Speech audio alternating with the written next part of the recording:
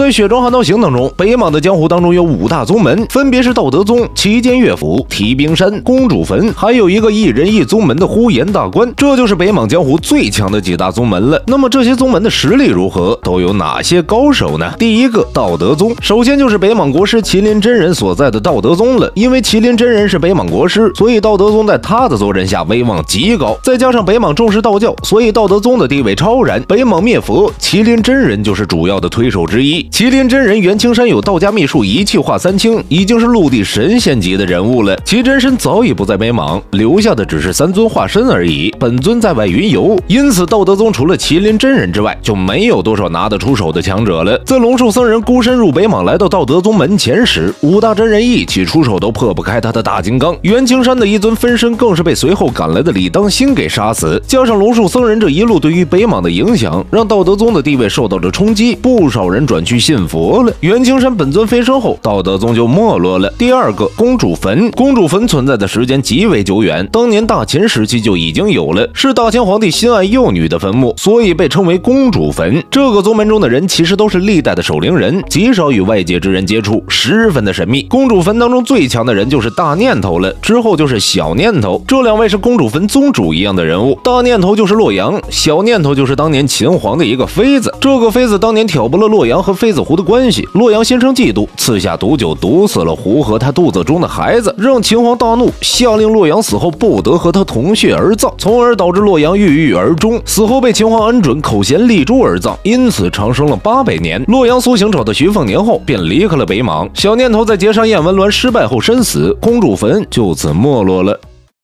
在雪中悍刀行当中，要说北莽高手最多的门派，那肯定就是齐剑乐府了。第3个，齐剑乐府。齐剑乐府可以说是北莽最大的门派了，门下的弟子很多，每个都是江湖上稍有名气的强者。齐剑乐府收徒的规则也很有意思，他们是按照词牌名的数目来收徒的。当时天下公认的词牌名有621个，因此齐剑乐府的人数最多也就621个。不过齐剑乐府也不是能将弟子收齐，再加上已经有64个词牌名被禁用了，所以这一代最多也就500多人。除此之外，齐剑乐府还有一个规定，以洪敬言为例，他的词牌名是更漏子，因为他的武道天赋极高，让更漏子这个词牌名名震北莽。洪敬言死后，除非后世再出现一个能够比肩洪敬言的人，不然的话，更漏子这个词牌名就会一直悬空。因此满打满算的话，齐乐剑府总人数应该也就500差不多了。这一代的齐剑乐府高手众多，出名的有洪敬言、剑气晋皇卿、太平令同人祖师，还有不曾觉醒之前的洛阳，也是齐剑乐府的人。这几位强者中，光是陆地神仙就有2个了。同人祖师是当年镇守天门的仙人，被吕祖打落人间后才来到了北莽。太平令作为帝师，当年隐姓埋名在中原游历了20多年。徐凤年猜测他的实力应该早就已经进入陆地神仙了。而洪敬言曾被王仙芝看好是未来江湖的杠顶人物，结果死在了徐凤年的手里。剑气晋皇卿则是在劫杀徐龙象那一战，被进入天象境的徐龙象给锤死了。两莽大战结束后，北莽的高手死伤殆尽，太平令也失踪了，齐剑乐府也是彻底没落。